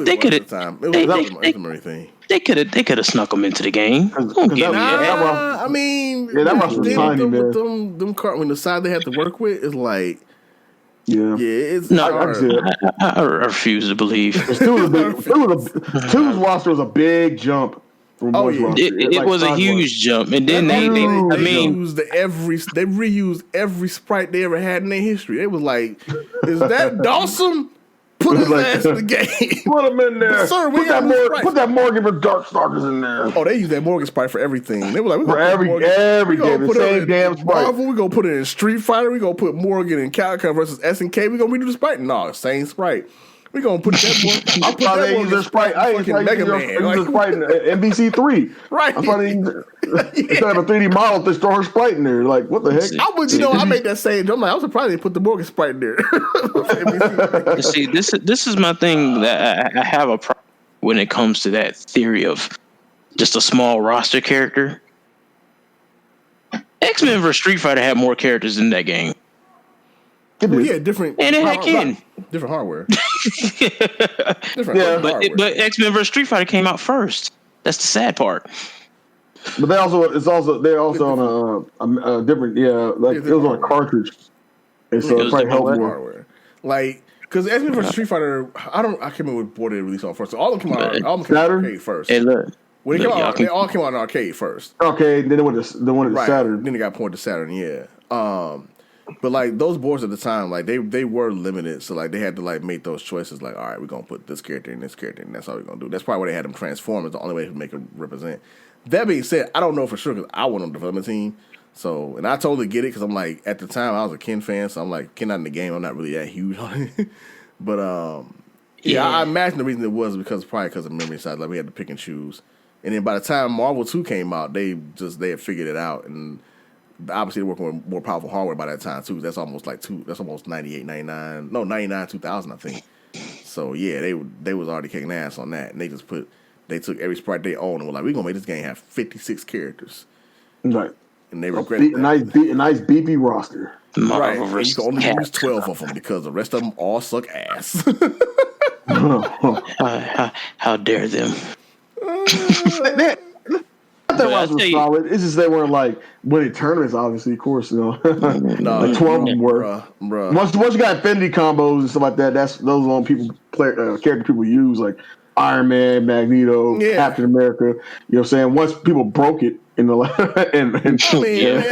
Sentinel. So I'm not surprised by that. Like I said, it's obviously casual. You can use whatever you want, and that's fine. It's just once you got to like try to play high level play or even watch high level play, it's definitely certain characters like that character is not a character you should probably use. That's why, as much as I berate Marvel 3, I have to give it its props because characters were more usable by that time. Marvel's Capcom 3. Yeah, I like 3. I like that one. I like watching. I like it better than Ultimate. Infinite. That was trash. That Infinite can go burn itself. Trash bag. Yes. ASS. A with the capital SS. I will say this. I know people complain about X Factor, but come on, man. Some of the gimmicks in Infinite was. It's like no. X Factor is still the worst. I'm sorry. It's bad, but I still don't like. I don't like the gym system in Infinite. I don't like the way they did it. I'll give you that. The gym system, I think, was kind of spam stuff, and it's like baloney. It's like it's not. But I mean, like even then, though, the gym system still requires you like actually put in effort to use them and actually like use them properly. Some of them did. Some of them you can spam on a casual. I'm not talking about like super high level. No, like even on a casual. Like people like the Power Stone. Not Power Stone. What's the one where you just hit a button and lightning and flames and stuff come out? Which one was that one? That is like Time Stone made sense because Time Stone was just like a dash. It makes you faster. You make that work really good. I can understand that. Power Stone is okay. You know what I'm saying? That wasn't too bad because it was a hard hit. It was a hard hit. Wall bounce. Yeah. Wall bounce. And Soul Stone was the one that you could resurrect your partner. Resurrect. Right? Yeah. No, wait, was that Soul or was that that's my problem with the gym system. It's like you don't need this shit. Yeah, you really don't need it. Like so you don't need it. That was just as bad a comeback factor as X Factor. No. I won't. Yeah, you still hate X Factor that bad. X Factor is fucking terrible. I will X Factor to me is the worst. Personally, you know what? Hit the mic. If that's your worst one, I'm not saying it's my worst one. I'm saying it's in that vein of bad. Man, I don't even know. Cause at least with the other ones, you had to put. I just say trash is trash, and that's just it. Well, I mean, yeah. But my thing with I agree. But my thing with X Factor, and it still is a thing that I do not like, and this is one of the reasons Again, I've grown to appreciate Marvel 3, and I actually like watching the gameplay, and I understand it better now. But I still won't play it. One, because I realize that the Marvel style games, like the tag games, are not my thing. That's why I don't play Dragon Ball either. Yeah, it's tag game. Yep. Yeah. But X Factor was just not a fun mechanic to me because if it didn't power up as you lost, I would be like, cool. For every every time you lose a character, it gets more powerful to the point that your last character literally becomes insane with X Factor level 3. It's a demigod. But the reason why I did that was to try to even out the playing field across the board. For someone who's like on a competitive level, it's straight trash. But like on a casual, you're beating up some guy who's not that good, and it gives him a fight chance to come back. So I think that's why they did it. I think that's the idea they had, but to me it made it worse because on a casual level, that's where it's really abusable at. On a high level, it doesn't matter because people know how to combat it, or they'll know how to pop X Factor for more important situations. More important. They might do it early. They might do it early to kill a character. Yeah, right. A certain character. Yeah, so it becomes more important there. But the casual mid level is. Mm-hmm. Oh, go ahead. I said unless somebody's playing Phoenix. Oh well, yeah. Oh man, You know what? I will say this. Even Nerf was good. Right. Yeah. Man. I will say this though. I did not like Phoenix. I didn't like Phoenix teams until I watched Ryan LV play. Now I don't mind it because Ryan LV's team is so brilliant and it's so well built, and it does not rely solely on Phoenix. And it's just so fun to watch how he manipulates everything to get what he wants out of the situation. I don't know if you guys saw the tournament recently that happened on Max's show. No, not the recent one. No, I didn't see that one. I said get out of watch. It was so good to see Marvel 3 back. Like honestly, as much as I do deride X Factor, I love watching Marvel 3. And I have never said anything different. I love watching Marvel 3. Playing it, no. Watching it, I can watch it all day. But Ryan LV, his team is Chun-Li, Morgan, Phoenix. And it's such an interesting combination. It's so. He got Morgan though. Morgan's kind of OP too. She is. Oh, for sure. Yeah, the way he OP squad. The way he uses that team though. First of all, his Chun-Li is disgusting. Oh my god, it's so gross to watch. Because like for the longest time, I thought Chun-Li was kind of like and then he just oh my goodness, that Chun-Li is fun to watch. But that whole squad he got right there is disgusting. It's gross. The whole thing is like he has Morgan. He didn't have Morgan doing the projectile. He has Morgan on meter assist. So all he's doing is he got Chun-Li. Okay. He just got Morgan building up meter. And so before you know it, like he already has enough meters that no matter what you do, he's getting Dark Phoenix. But if he gets the right setup or he can go for a kill, he'll just go for a kill and blow his meter because he doesn't care. Like his team is that good. If you kill Phoenix, his team is still really good. Like he still has a great setup, and it's so fun to watch this. That's one of the few. That's probably the only Phoenix team I've watched so far that I really actually am entertained watching his like a Phoenix team play. Because other than I'm like, I'm like, all right. Because the other Phoenix I'll be right back. All right. The other Phoenix team solely rely on Phoenix all the time. It's just, it's like it gets boring. I'm watching these matches. I'm like, oh. I was supposed to end the podcast. It is done. We still talking about this game. Mirror match Phoenix is all through tournaments. Oh my god. Yeah, for a while it was pretty bad. Like even when she got nerfed. But no, that wasn't the that ended it though. The end of the set that we saw last was Virgil. X Factor Virgil, bringing back my point. Because X Factor Virgil, boy. Oh my god! As soon as touch it, man. Saw, like I just touch it. Virgil Anchor. As soon as he did Helmbreaker, it's like, well, it's a wrap. It's a wrap. It's like he's dead. Yeah, Virgil. Disgusting. It was Virgil and Zero, man. Those two characters. I hate Zero, man. I can't. Zero. It with X Factor. Yeah. Zero at level 3 X Factor. Oh yeah. Ain't he fun? He'll eat the whole team's ass. Excuse my French. Like everybody's getting ate. Like it's like all you have to do is get this link something in the corner. It's a done deal. To quote my favorite, I don't like Triforce as a person, but to quote my favorite video making fun of Triforce through a commentary on Marvel. You get hit by the incoming mix-up, zoop, zoop, zoop, zoop, zoop, zoop, zoop, zoop, zoop, zoop, zoop, zoop, then the fucking unblockable, zoop, zoop, zoop, zoop, zoop, zoop, and you're like, oh my god, you're like, and it's like pop super, it's like, I'm like, oh my god, you can't get out. It's like, bro, it's like, and then the thing is, like, you lose the controller down, go make you a sandwich, dog. Put the controller down, go. Made it so bad, like you were losing, you were through all that. You'll watch Zero combo you for like 8 minutes. 8 minutes straight. And then you watch your character die, and then as soon as you get the mix. Pop in. Here it goes. That lightning dash thing. That lightning, that tri dash. Yep. The fuck out of here. I'm done. I'm like, it's as fast as you, it's a wrap. You're just like, bro, why? Why is this even a thing? Like, how do you block that? What do you do? He like, I got caught that quite a few times. I was like, nerf this guy. He's like, what is going on? He's got too many tools. His buttons are good. Everything's good. It's like, even without X Factor, it's like, oh my god. It's like, I was like, so bad. I'm praying for them to drop the combo, but please drop it. Right, I do. I will watch a million Dr. Dooms before I watch Zero, dog. Zero makes me so annoyed watching him. Yeah, I like watching good Doom. Good Doom. The only thing about Doom that gets annoying is his combos are very like until you start doing like until you start seeing like infinites. Doom combos like to watch them are really annoying. Like foot dive, stop. Foot dive, stop. Lightning fist, lightning. Little double like stomp. He always stomp in the yard. No, this foot. I'd rather die by Doom combo than Infinite than Zero. I'd rather take that. Virgil's even annoying too because Virgil's like, dog. Virgil's annoying. Like, no matter what you do, as soon as he teleports and does Helmbreaker, good luck. It's a wrap. It's done deal. It's like, man, in the beginning of it, when Marvel 3 came out, it was like that was Dante for me in the very beginning. Yeah, Dante, so I got used to Dante play. And I was just like, God, they're hitting everything, man. Sword spin. And I'm like, oh my god.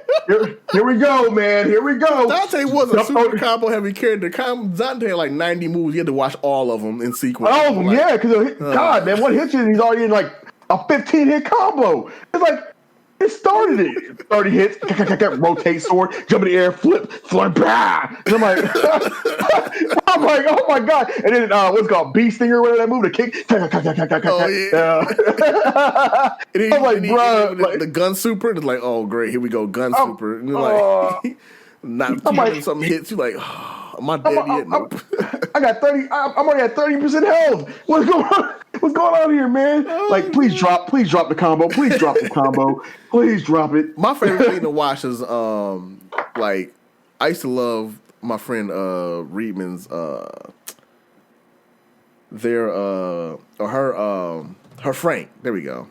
Oh yeah, I like Frank teams in general are just like really fun to watch because they do all these hits. But also you see Frank get raw tagged in, take a picture, and he level 5. You're like, what? Yeah, level 5 and just check it, and it's like, oh shit, level 5 Frank. He about to tear the ass up, boy. He about to get in there. Oh god. Oh man. Every one of his apparatuses are 40 feet longer. Right. he got a whole mop. A whole chainsaw mop. I'm touching you from across the screen, dog. Like, duh, what is this character, duh? But like, if I were to ever play it again, I will say I have had in my mind like I want to play Frank and I want to play Deadpool together again. I played a lot of Frank, man. I played a lot of Frank. I didn't play a lot of Frank. I played a lot of Deadpool. I was playing my main team before I quit was It was Deadpool, X-23, and who was my anchor? I forgot my anchor. I know I played Deadpool X-23. And I was so sad because like I remember the reason I even stopped wanting to play Marvel was because in the transition from 3 to Ultimate, they nerfed the hell out of all my characters. And I was like, this is no longer fun for me at all. Like, it was already tough, but now my characters I want to play are just like super bad. Granted, at the time I wasn't digging that deep in, but like I was mainly Trombone. And so Trombone, yeah. My main team was Tron. She was Tron, a beast Shinko. back then. Yeah, Tron, Shanko, and Shumagorath. My Shuma was terrible. I wanted to learn to get better with it. But my Shinko though was like just I love playing her because like she was just so fun to play. But then they nerfed air dashing, which in turn nerfed her by accident, basically. So basically what they did is they made you couldn't block and air dash. You couldn't air dash and block anymore. And so they did that because Shanko's air dash is so terrible in that game, which is weird because for some reason in that game they made her god awful slow, but in Darkstalkers, in Vampire Savior proper, she's actually pretty fast. Yeah, she's much faster than too. And I'm like, why don't they make her play like this? But yeah, they slowed her down a lot. They slowed her down a lot. They're like, we got to make sure the zombie thing is right. I'm like, no, you can make her what she was. But yeah, she moved like a heavy man. Yeah, I was like who's this? The only Shinko Hagar, right? Basically, the only Hagar moved fast as she did. Decent was like LL or not decent. That was good was LLND, and I don't know if he even plays anymore.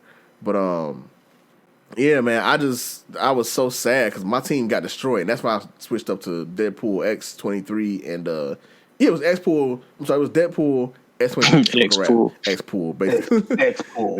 X-Pool. They got combined together. No, it was Deadpool, X-23, and Shumagorath. That was my team for a good while. X-23 pretty good. I played. She's so average. She's average in that game. And I wish she had someone to like really push her above, but if you play her, you might as well play Wolverine. It sucks. I'm like, man. I played. Let's see, character wise, like I had a couple teams. That's how I always played Marvel. But I played. I wanted to get good with Chris Redfield. I struggled with him a bit. Oh yeah, I played. He's fun to play. My brain is with short. Actually, that's what LND played. LND played Chris Redfield, Shanko, and somebody else. I know he played Chris. It was fun watching him play too. What's it called? I played Arthur, Frank West. What characters I played? I tried to get Spencer, but I could never get his grapple combos down right in the air. Always whiffed one or something like that. I messed up. I played Hagar for a minute. I think I dropped Hagar. Picked up Ghost Rider. I played him for a hot minute using Ghost Rider. Let's see. I liked Doctor Strange, but at the same time, it was just a lot of buttons. I think I was better at Dormammu than I was Doctor Strange. Oh yeah, Dormammu was fun. I played Dormammu for a little bit too. He was fun. Doom. I played MODOK in the beginning. Then I dropped him. I like MODOK. Yeah, I liked him, but it's like get him down. You get him down, he's sick. But yeah, he's definitely difficult. I played Super Scroll. That's what it was. LD played Chris Red. No. You know what? Never mind. I'm wrong. Never mind. I'm thinking somebody else. Go ahead. Sorry. No. And Taskmaster. Taskmaster was fun. Yeah. Sick. I played Taskmaster for a while too, but then yeah. I played a little Rocket too. I need to play a little Rocket. I was like the trap idea. Oh yeah, Rocket was that one that caught everybody by surprise. Everybody thought he was whack, and then Japanese players came over here using them. Like, hey, he has a nice little air dash going on. What was that in the law trap assist? The law trap, yeah. Because that dash was nice. It was a nice triangle dash. It was like short and you didn't have to jump very high. It was like, it's kind of triangle dash. You know, I'm like, Right. I like this.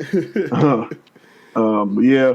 Yeah, they pretty nice little roster. Yeah, it was. I think Marvel 3 had a pretty good roster as opposed to Infinite, which had like a really weird roster. Which I like a lot terrible of graphics. Infinite, but like the graphic style of it was pretty terrible. The presentation was gross. Terrible, and I just didn't like the gym system. Like I said, I could have lived without it. I don't think it was terrible, but it was definitely not good. And it's just like I was not a big fan of it. Yeah. See, their problem was Infinite's problem was they didn't have Ken Masters, son of bitches. but their roster to me wasn't bad. It's very movie oriented. But the problem was they didn't go back to the 2D style of 2, which is what everybody wants. Bro, I mean, they tried to could have just enhanced the NBC3, but they went with this stupid like Toys R Us, Toys R Us, Toy Story look. I was like, "What are you doing, man?" McDonald's having their last character models. What's that movie with the soldiers and the toy? Is it Toy Soldiers? No, not Toy Soldiers. Not Toy Soldiers. It's Small Soldiers. Small Soldiers. Oh, Small Soldiers. What am I playing? Small Soldiers versus. You know what I'm saying? Like all stupid looking, man. I was like, this is dumb. Dre, to your point, the one thing I hear all the time. To your point, the one thing I hear all the time about any fight game that's released in like current day is like, man, they should have went with 2D. And I'm like, everybody's saying that. First of all, when somebody says that and they actually mean it, I'm like, you clearly do not know how development works. Because ain't no way no company in the year of our Lord and Savior 2020 is going to go back to doing draw sprites. Like, your ass clearly don't draw. Because you talking about drawing now? Like, if they're going to do anything, they do Guilty Gear does. Guilty Gear, yes. Yeah, 100%. And that's why Guilty Gear is such a good example. Like, Guilty Gear really is where the future of like 2D style Guilty Gear, blah, blue. I'm about to say you might as well just chalk that up to Arc System Works because everything. All Arc System pretty much. Grand Blue Fantasy, Dragon Ball Z. Yeah, they got it down. But like this, people like the next King of Fighters should be 2D. I'm like, no, it shouldn't. Like, who gonna draw that? Like, listen, it took them like 8 years to make KOF 13.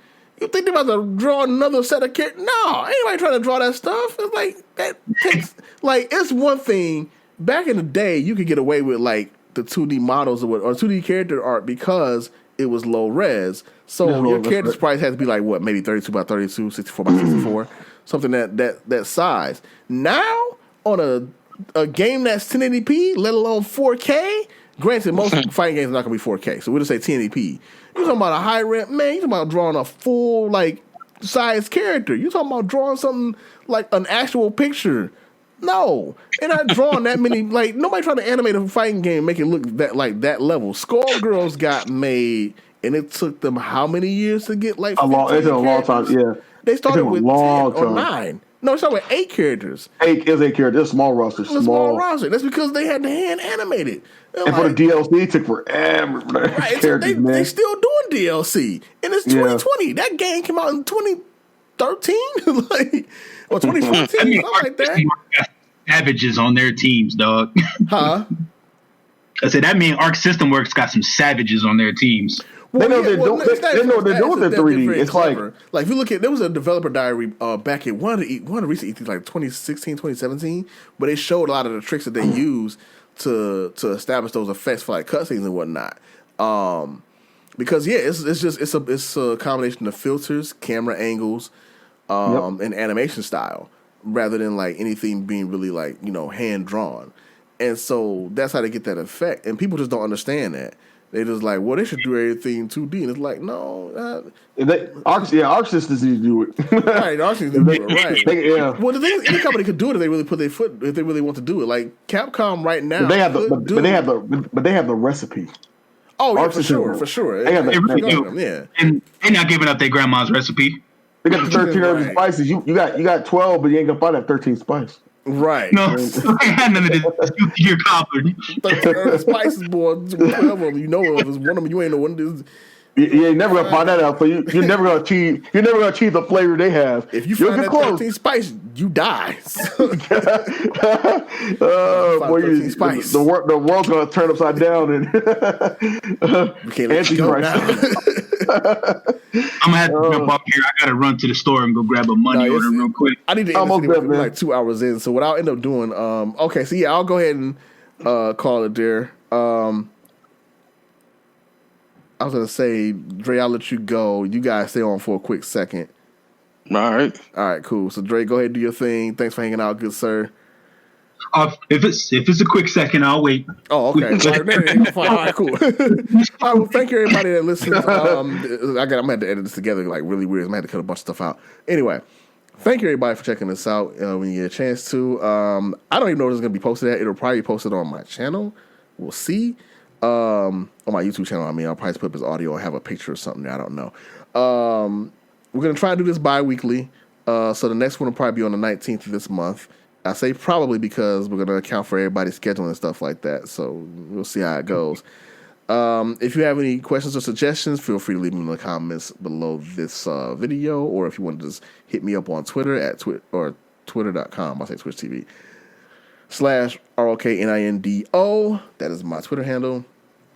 And we'll be hopefully next time we'll have something a little bit more focused. This time we're just kind of free form because it's the very first one, so we're just kind of giving you the feel for what we're doing and kind of what our mindset is. And basically, I don't know if I mentioned this before, but the podcast is basically us giving our opinions on various anime, manga, TV shows, and entertainment that we are following or watching or playing. And just having a good time with it. This is our way to kind of blow off some steam between projects and stuff that we do. So yeah, that's that. Anybody else got anything want to add before I hit the big red button? No, there.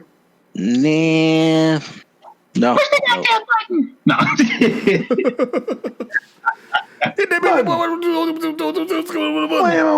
had that Rush Hour flashback.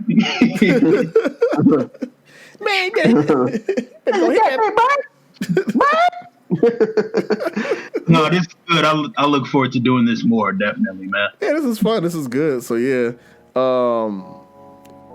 That's it. All right, everybody. Later. All right.